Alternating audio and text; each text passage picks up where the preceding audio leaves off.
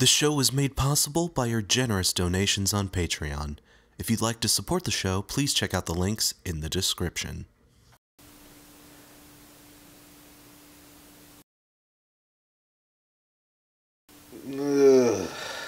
Guys, you ever have to be the odd one out?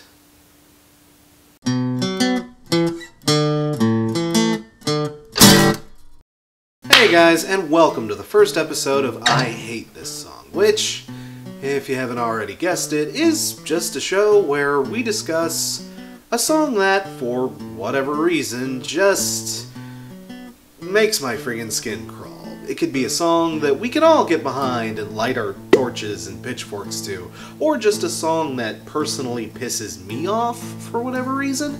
But these are just the songs that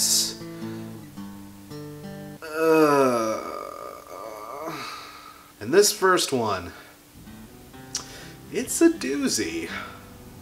I mean, a lot of you knew this episode was coming, so you shot me some suggestions, and a lot of you actually suggested that I not pick a song that was an easy target, that I should pick something that goes against the grain and challenge some conventions in my analysis. Now that you know what song I picked, are you still glad you made that suggestion?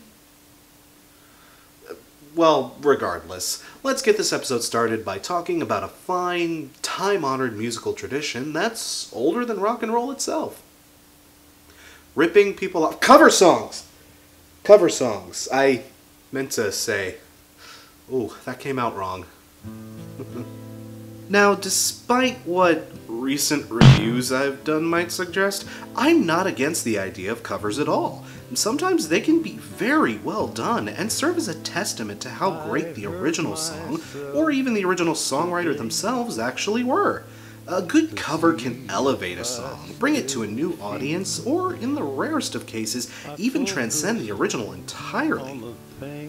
But you gotta be careful. Not every homage is a good one. When you pull off a cover, you really have to put your own spin on it and deliver the best possible performance you can. Because a bad cover can either be a completely meaningless knockoff or a severe bastardization of a true classic that, at its worst, can make the original hard to listen to. Seriously, it happens. I still have trouble listening to Behind Blue Eyes for this exact reason. Discover L-I-E. Seriously, fuck you, Fred Durst! Okay, so, I mean, you've read the title, you know what song we're gonna talk about. I bet you're already down in the comments, screaming, "You just don't get this cover! You don't like stuff that's good! You don't know anything about music! Why don't you think it's terrible? You're a hack! You have Tobias! Tobias!" Yeah, here's the part where I find out whether you watched the video or just saw the title and left a shitty comment. Because guys, Simple Man, from a raw performance and structure standpoint, is an excellent song. It's really pretty good. Yeah, you heard me right. On a raw, technical level, I don't think the song's bad at all.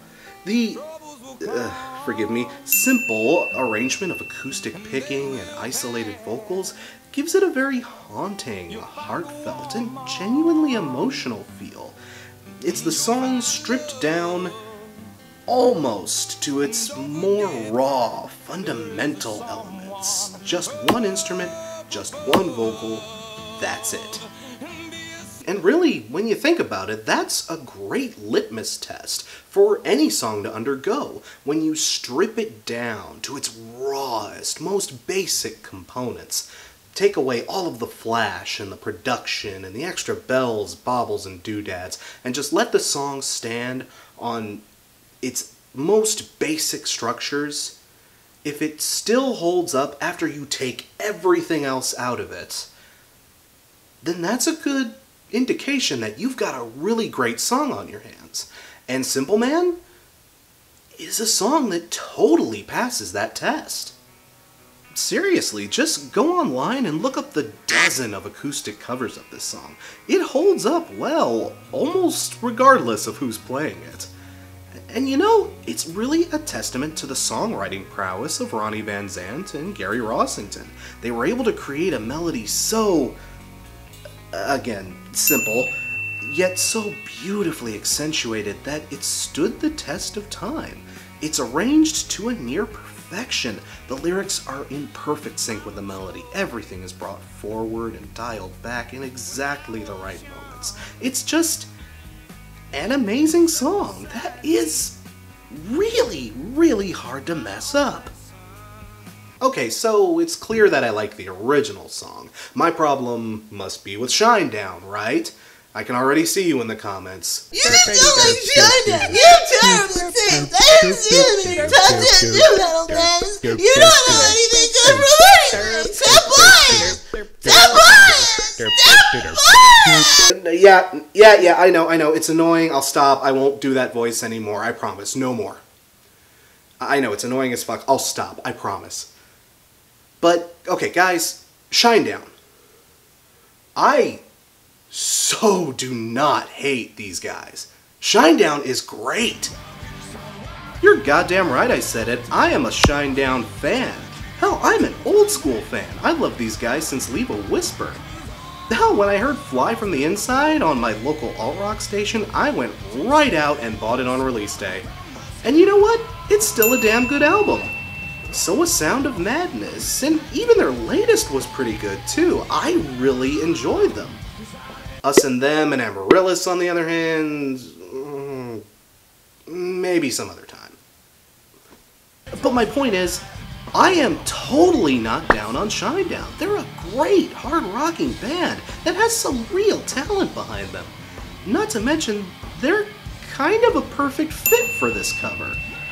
Really, both Lynyrd Skynyrd and Shinedown are bands from Jacksonville, Florida, and Shinedown does have a lot of southern rock influence to their sound, so yeah, on paper, this sounds like a perfect equation. Okay, I bet some of you are confused right now. If I like the original song and I like Shinedown, then why does this song not click with me? It's the simple, stripped-down performance, right? They must not play it very well, or it's not well executed, right? Well, no. Jason Todd is doing an excellent job with his picking patterns and his chord strumming. Granted, he's not really flying off the rails with his presentation or anything, but Simple Man is a song that doesn't need or really merit that kind of flashiness. Trust me, I'll elaborate on that point here in a bit. But the thing is, this song is, again, simple but strikingly effective.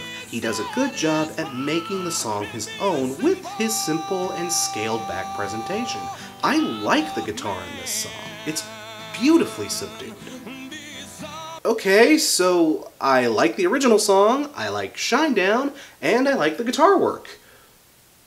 What is it about this song that I don't connect with?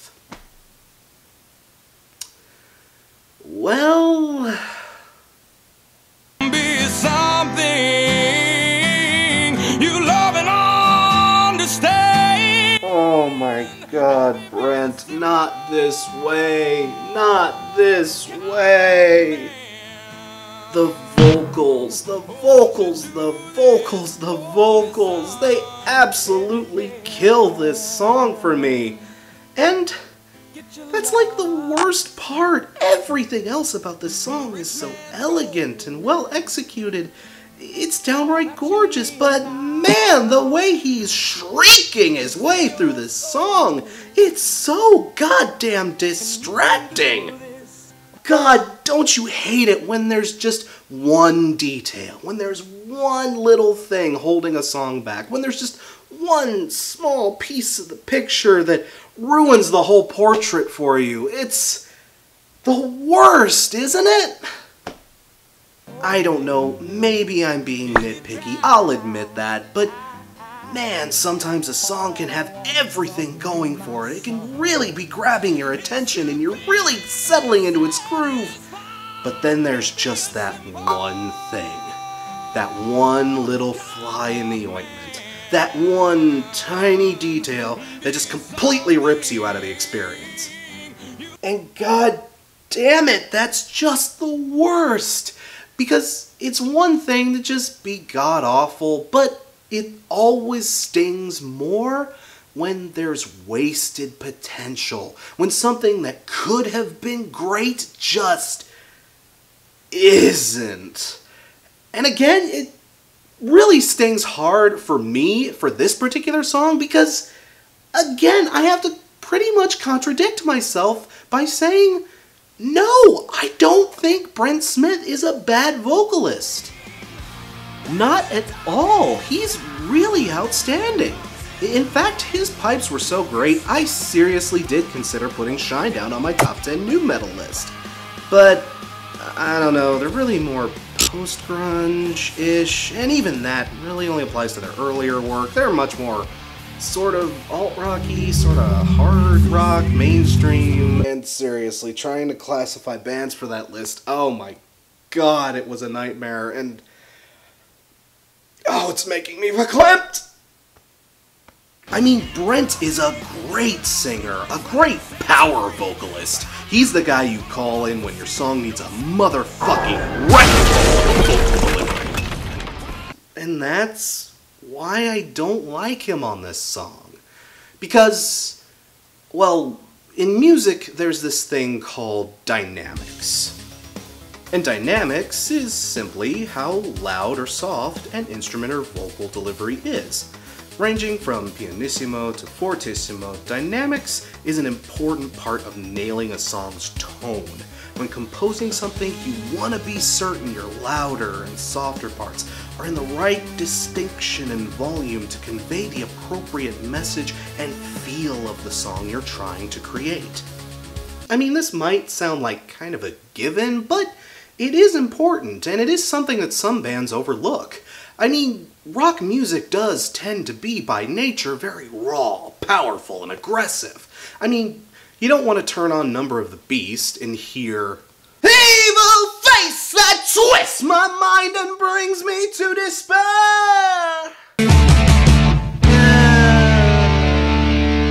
No, you want to hear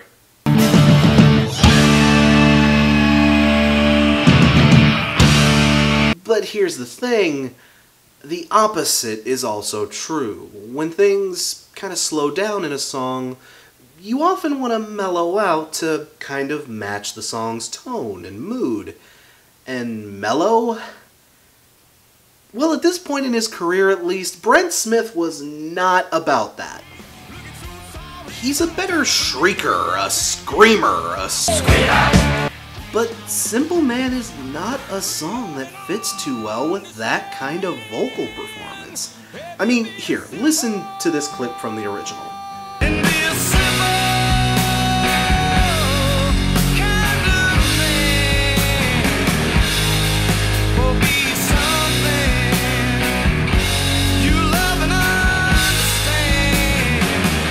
See how soothing, calming, and comforting that feels? It gives you the feeling, perhaps, of your own mama, sitting you down and giving you a lesson on how to be, encouraging you to grow up to be a good and decent person. Now, compare this with Smith's delivery. And be a simple kind of man. Be something you love and understand. Oh my god, why is he screaming this at me? It's abrasive and searing and earth-shattering. Which, for a faster-paced rock song, would be gangbusters. But on this slower-paced, gentle song, it's a terrible fit. It sounds more like Mama is shouting this at her kid, at the top of her lungs. It isn't a warm, tender moment between a mother and her son. It's, hey, shithead! Shithead! Be a simple man! Be a simple man, goddammit! Bring Mommy another bottle of schnapps! It doesn't fit the tone, or the mood of the music, or the lyrics at all. I mean, yes, from a purely technical standpoint, he's hitting those notes like a champ. He's nailing those screams and shrieks with excellent proficiency. But you don't come to a Street Fighter II tournament having memorized the movesets from Soul Calibur. It's a good vocal delivery in the wrong place. The absolute wrong place. I mean, again, the dynamics are so off. Can you imagine other slower-paced songs with this style? Okay, Brent, it looks like we're all set up and ready to get rolling. Are you ready? Yeah! Do it! Okay, we're gonna start the session off with Drive. Are you all set? Yeah! Do it! Okay, rolling. Who's gonna tell you when it's too late? Who's gonna tell you things ain't so great? Cut. Look, Brent, I'm sorry, it's not working. Yeah. So, we're just gonna move on to Don Henley, okay? Yeah, do it! Okay, whenever you're ready, Brent. Yeah, come on! Yeah, do it! Okay, rolling. Nobody on the road! Nobody on the beach! Summer's in the air! Sky! Cut, look, Brent, I'm sorry. Yeah? We've got another issue in the booth here. Yeah! Look. Yeah, do it! Yeah! Okay, let's just roll on Yesterday, alright? Yesterday! Everything seems so far! Cut, look, I'm sorry, Brent, we're having issues. Yeah. We're gonna have to do something else. Yeah! Oh, yeah, do it! Yeah, do it! Okay, roll on the Bob Dylan song. And I'm not saying you can't get aggro within slower songs. It can be done well, and has been done well in the past. I mean, hell, even recently. Take Disturbed's most recent Sound of Silence cover. I mean, okay, say whatever you want to about Disturbed, they almost always nail their covers spot on. And Sound of Silence, in and of itself, is a mellow, small, whispery, quiet little song. I mean, it's hard to imagine anyone going aggro with that. If you were going to go aggro, you would need to nail it perfectly. And Draiman and Company totally do, by starting things off quiet, simple, and subtle, and then building upon it. Sneaking in the aggression with every building verse, just compounding it on top of each other, slowly but steadily. The problem with Simple Man, though, is that Brent Smith pretty much just starts at 11 and never really lets up. I mean, here, listen to this clip from the original. That I want for you, my son, is to be satisfied. And now listen to Shinedown's version of that same line. All that I want from you, my son, is to be satisfied. I'm sorry, how can you listen to that and not laugh your ass off? And as a result of this, it just completely takes me out of the song. I can't focus on the message, or the instrumentation, or the genuine heart and soul that I know went into this rendition. Because of this one fault, it just sits on the surface so glaringly and blatantly that it's impossible to ignore, which sucks because so much about the song is right, so much is done well, but this is the thing at the forefront, and you just can't turn away from it. I mean, the song is literally just acoustic guitars and vocals. And if the vocals are wonky, distracting, and off-putting, then that's 50% of the song that doesn't work. And that sucks, because, God, if Brent had just scaled it back, just a little, not even a ton, but if he just brought it down a wee bit, this song would have been flawless.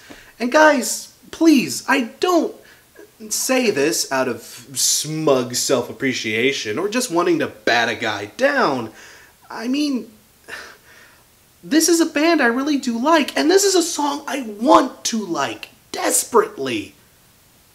Like I said at the beginning, have you ever had to be the odd man out?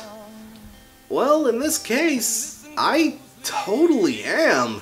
I mean, millions of people adore this song. Hell, you probably like this song. I mean, it hit number 40 on the US mainstream rock charts. It was all over the radio at the time. Hell, some stations still play this song in ad nauseum rotation. So, I mean, there's obviously demand for it. It's obviously holding up in the eyes of most people. And I'll admit, there is a part of me that wishes I could share in their enjoyment. I really do. Shinedown is a band that, on the whole, I really, really like. Hell, I'll probably cover one of their songs in the I Love This series. But guys, this song, oh, it's just not one of their best efforts. But guys, again, that is only my opinion. And my golden rule for reviewing still stands tall here. If you enjoy this song, good on you. Seriously, I mean that 100%. If you can take enjoyment out of this song, then I don't judge you for it. Seriously, good on you. I'm glad you can find enjoyment in something that I can't. I mean, despite its one, in my eyes, really big flaw, it isn't inherently a bad song. But that's just how personal taste works. Like I've said in the past, music affects us all in different ways, because we all come from different backgrounds, we all have different viewpoints on the world, and we are all different people. And that's okay. I mean, there isn't going to be any one particular thing or piece of media or whatever that is going to please everyone. And the people who don't like something shouldn't necessarily be afraid to speak up and say what they don't like about it. I mean, any good band would take feedback like that and build upon it and realize what they're doing that might be gating off those people and help bring them into the fold by making little changes or little tweaks if they feel it's necessary. It's okay to criticize something, even if it feels like everyone around you will not react kindly to that criticism. And at the end of the day, it's just important to be yourself, to stick up for what you feel, and to be true to yourself and to your own opinion, and to not just simply sway with the flow of the crowd just because that's the thing that everybody else is doing. It's important to maintain your individuality and your own opinion, because even when that opinion is dissentive or unpopular, you still have something to add. It's important to be an individual and to realize that just because something is good doesn't necessarily mean you have to like it. But that's just my opinion. And, well, I'm Crash Thompson. And remember, the only opinion that really matters is your own. Cheers. If you can.